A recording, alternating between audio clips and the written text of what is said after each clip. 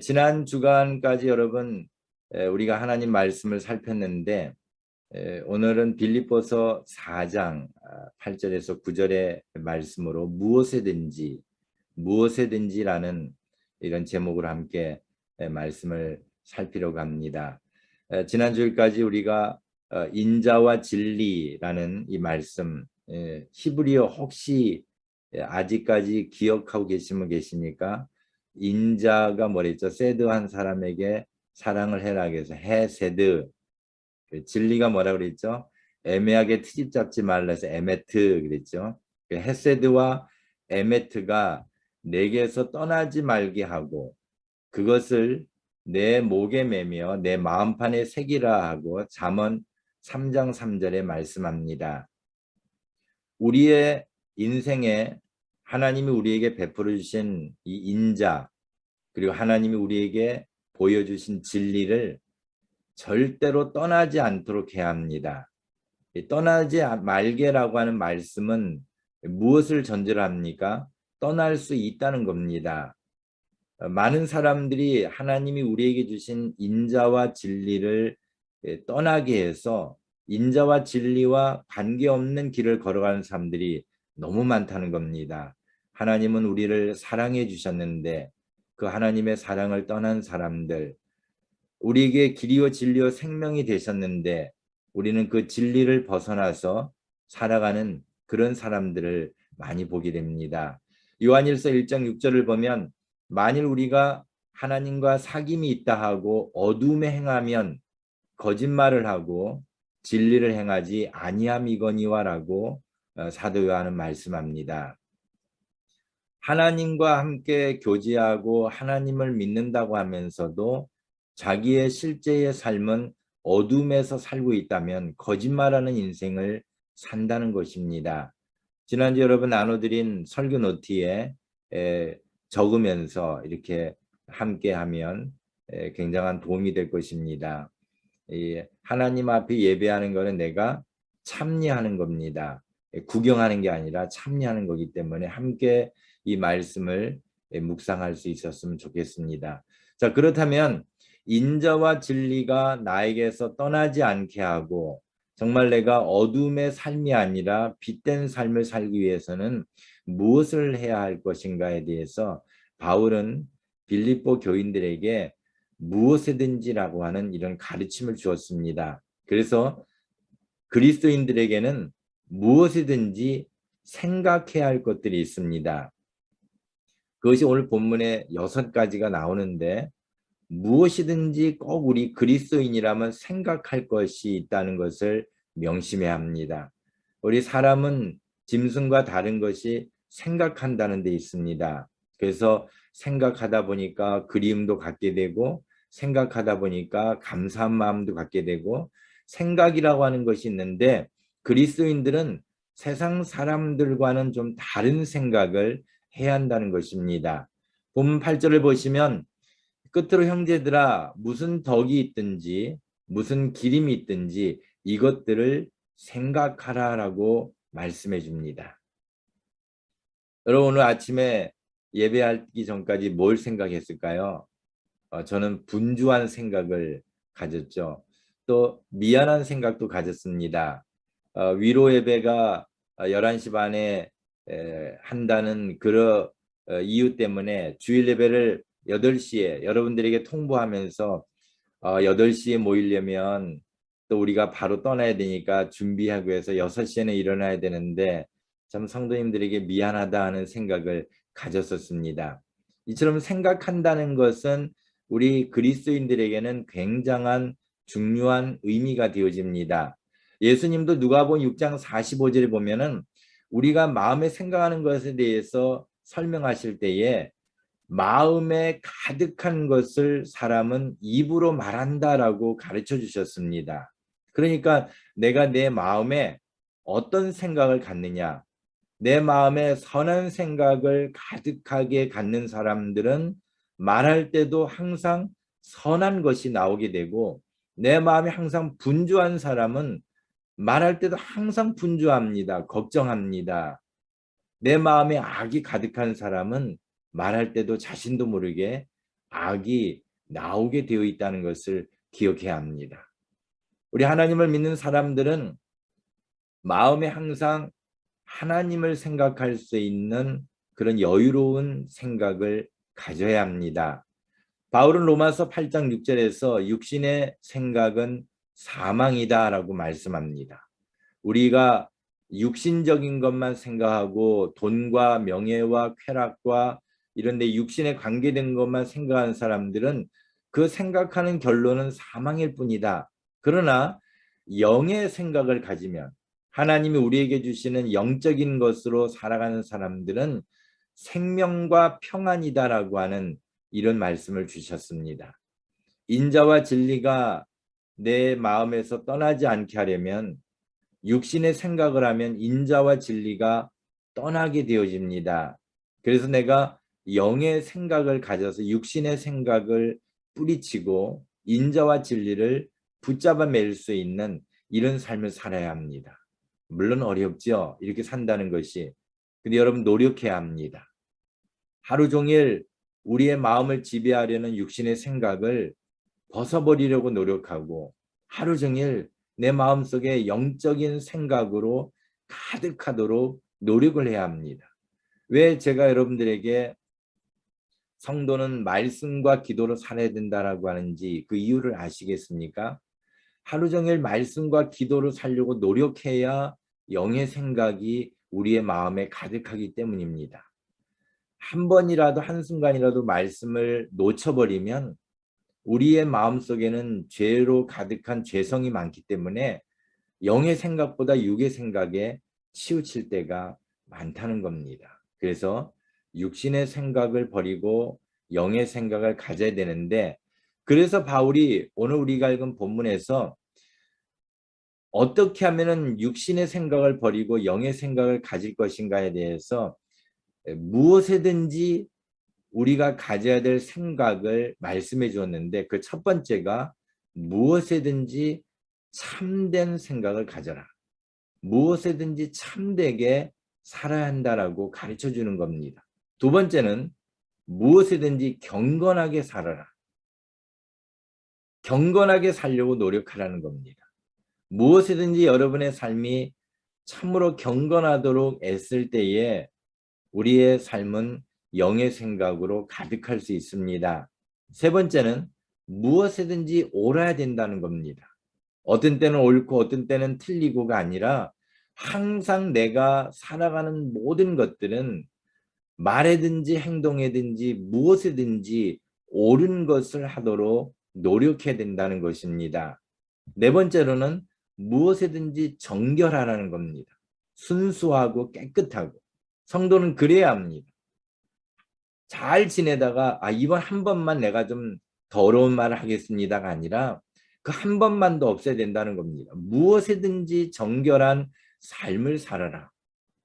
다섯 번째는 무엇이든지 사랑받을 만한 삶을 살라는 겁니다. 무엇이든지 사랑받을 만하며. 여러분 우리 자녀들이 하는 행동은 얼마나 귀엽습니까? 사랑받을 만하죠. 그런데 큰 자녀가 점점 자라서 어른이 됐는데도 어릴 때 행동 그대로 행동한다면 사랑받을 만한 그런 행동이라고 말할 수는 없을 겁니다. 우리의 삶은 나이에 따라 상황에 따라 또 환경에 따라 사랑받을 만한 행동들이 있습니다. 내가 지금 이 일을 했을 때 하나님 앞에 사랑받을 만한가? 내가 지금 이런 생각을 가질 때 하나님 앞에 사랑받을 만한가? 이것을 늘 생각해야 하는 성도가 되어야 합니다. 마지막으로는 무엇이든지 칭찬받을 만하며 라고 말씀해야 합니다. 무엇이든지 칭찬받을 만하며. 세상 사람들이 나를 칭찬하는 것도 참 좋은 일이지만 하나님이 나를 칭찬할 수 있는 삶을 사는 것만큼 행복한 일은 없을 겁니다. 이번 총회 가서 저는 너무 과분한 칭찬을 많이 들었습니다. 총회 만나는 분들마다 또 총회 중간중간마다 또 헤어질 때마다 참 많은 분들이 칭찬을 했습니다. 참 어려운 이 팬데믹 시기에 좀 총회장의 역할을 너무 잘해줘서 고맙다. 하는 이러한 인사들을 많이 받았는데 어제도 우리 말씀드렸지만 총회에서 그런 예가 없었는데 우리 전 총회장께서 팬데믹으로 너무 수고가 많았는데 내년 한국 총회에 방문할 수 있도록 모든 비행기를 비롯한 참여비를 우리 특별 예산으로 책정해서 우리 이신구 목사님에게 활용할 수 있도록 해줍시다 하는 이런 결의를 해서 만장일치로 통과하는 것을 보고 참 내가 하는 일은 별로 없는데 이런 칭찬을 받으니까 너무 미안하다 하는 생각을 가졌습니다. 그만큼 칭찬은 중요합니다. 사랑하는 여러분, 하나님 앞에 칭찬 듣는 저와 여러분이 되어지기를 간절히 소망합니다. 이와 같이 무엇이든지 참되며 무엇이든지 경건하며 옳으며 정결하며 사랑받을 만하며 칭찬받을 만한 이 삶을 산다는 것은 누구와 같은 삶을 살라는 거냐면 바로 예수 그리스도와 같은 삶을 살라는 것입니다. 예수님이 그러셨습니다.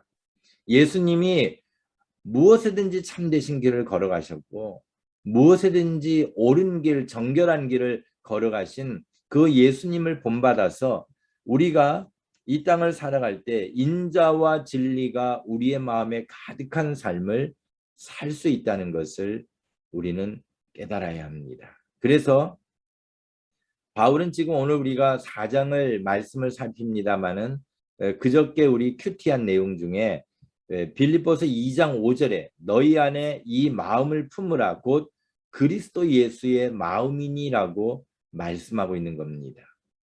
우리의 마음에 예수님의 마음을 품기 원합니다. 저와 여러분의 마음속에 그리스도 예수의 마음이 가득하기를 원합니다. 물론 때로는 화도 납니다. 물론 때로는 억울하기도 합니다. 때로는 정말 발악을 하고 싶은 그런 심정도 있을 겁니다.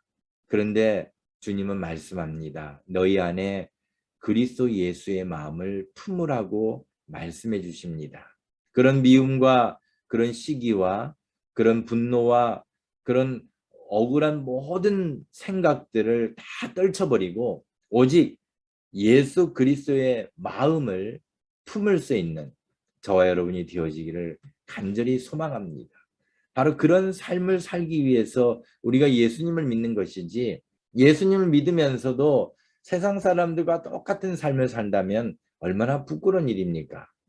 마태복음 11장 29절에 예수님이 이렇게 말씀합니다. 나는 마음이 온유하고 겸손하니 나의 멍에를 메고 내게 배우라.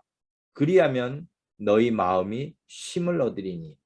예수님의 마음을 배우라는 겁니다. 우리는 학생과 같은 겁니다. 예수님의 마음을 배워서 온유하게 되고 겸손하게 되면 우리의 마음이 진정한 쉼을 얻을 것이다라고 말씀해 주셨습니다. 주님의 마음을 꼭 배우기 원합니다. 여러분 우리가 오늘 고 김정은 목사님의 그 산소에 가서 우리 유족들을 위로하는 예배를 하려고 합니다. 우리 목사님의 지나간 행적들을 하나하나 보면서 목사님이 남기신 그 동영상도 한번 보면서 참 목사님 목소리가 그립다 하는 생각을 가져보았는데 우리가 이와 같은 일들을 계획하는 이유가 뭡니까?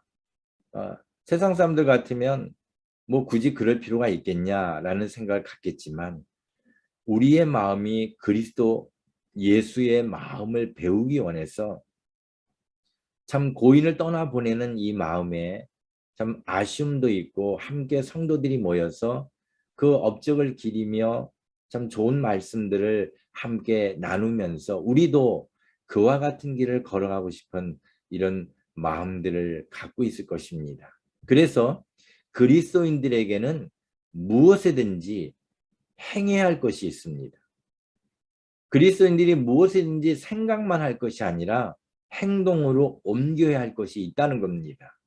여러분 생각이 거창하면 뭐합니까? 그걸 행동으로 옮길 줄 알아야죠. 생각을 많이 하면 뭐합니까? 그걸 행동하지 않으면 아무 소용없는 겁니다.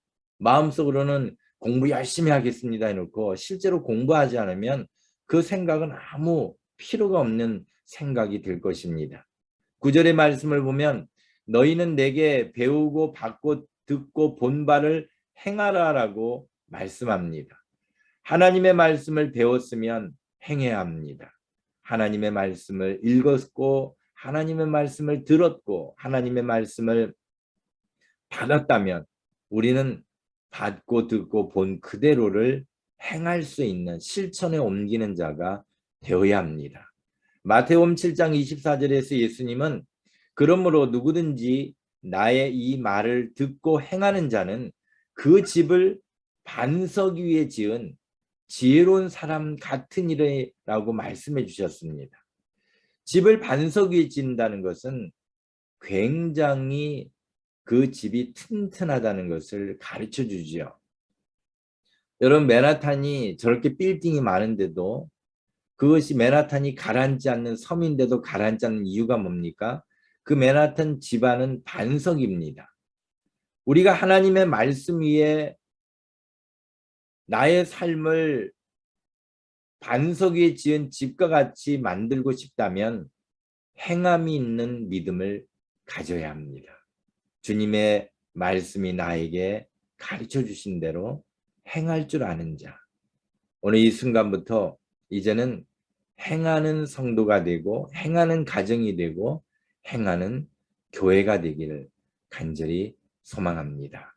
시편 26편 3절에 주의 인자하심이 내 목전에 있나이다. 내가 주의 진리 중에 행하여라고 말씀합니다.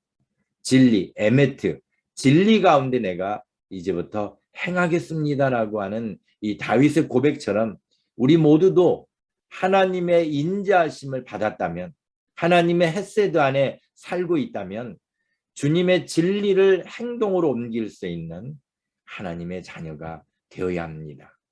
잠언 22장 6절을 보면 마땅히 행할 길을 아이에게 가르치라. 그리하면 늙어도 그것을 떠나지 아니하리라라고 말씀합니다. 여러분의 자녀에게 하나님의 말씀을 가르쳐야 합니다. 여러분, 우리 자녀를 가르치는 것을 착각하는 어른들이 참 많아요. 학교에 보내면 나의 가르침은 끝났다라고 생각하시는 분이 많은데 천만의 말씀입니다. 자녀를 학교에 보내는 것으로 끝나는 게 아니라 자녀를 학교에 보냈으면 학교 다니는 내내 집으로 돌아왔을 때 오늘 네가 뭘 배웠니? 오늘 배우는 가운데 어려운 것은 없었니? 이 엄마가 이 아빠가 혹시 도와줄 것은 없니? 숙제할 때 또는 예습을 할 때 이러한 그 관심을 갖고 그 자녀가 배우고 온 것을 함께 동참하는 것이 그것이 가르침입니다. 학교 선생님에게 여러분 자녀의 인격을 온전히 맡기면 큰 오산입니다. 그 선생님이 어떤 인격체인지 그 선생님이 무엇을 생각하고 있는지 우리는 모르지 않습니까? 나의 자녀의 가르침은 전적으로 부모가 책임져야 합니다. 교회도 마찬가지입니다. 교회도 주일학교에 아이들을 보내서 배움받으면 다 가르쳤다라는 착각을 버려야 합니다. 주일학교에 보내는 것은 하나의 보조수단이고 자녀에게 하나님 말씀을 가르칠 제1순위의 선생님은 부모님입니다. 주일날 1시간 가서 가르치는 것으로 하나님 말씀 다 배웠다고 생각하면 큰 오산입니다. 일주일 내내 365일 자녀와 함께 있는 부모가 하나님 말씀 같이 읽고 오늘 이 말씀 읽은 거 네가 이해하니?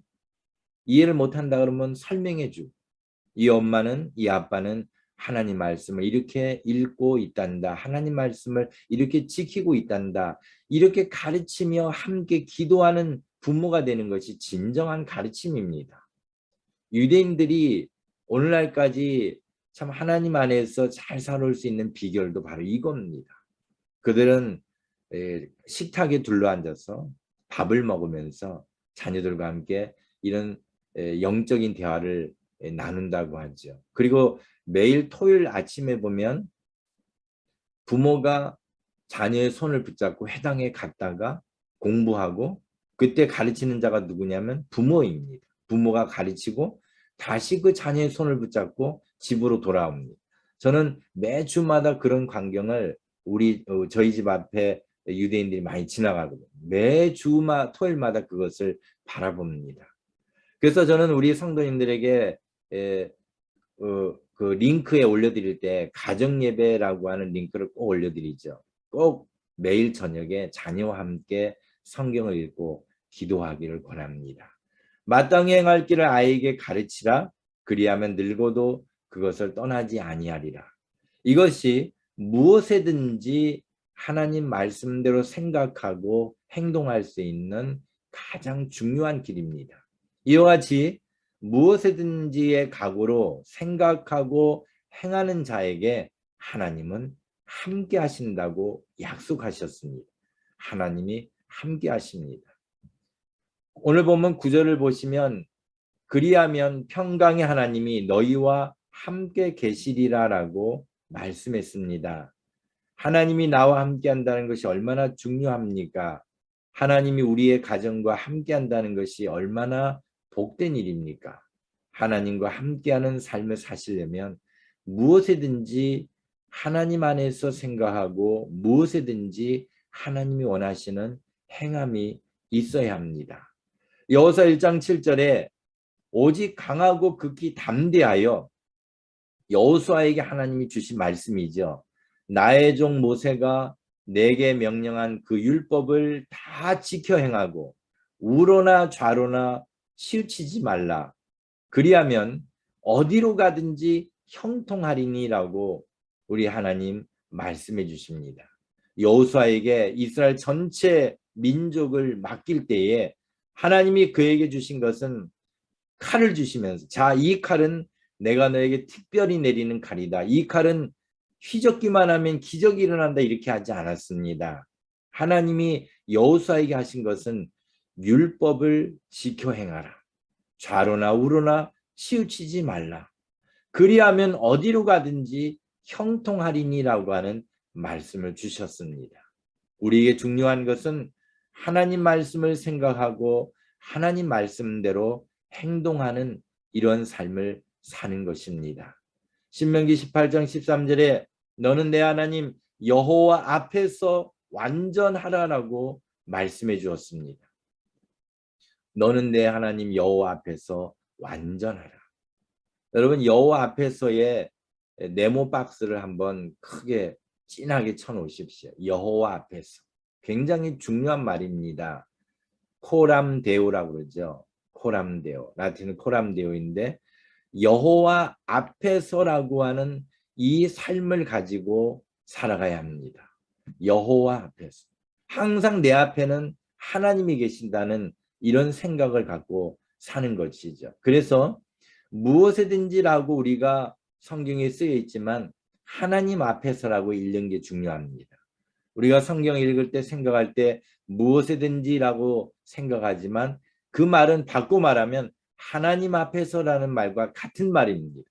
하나님 앞에서 생각하고 하나님 앞에서 행동해라라고 하는 말씀과 같은 말씀이라는 것을 기억하십시오.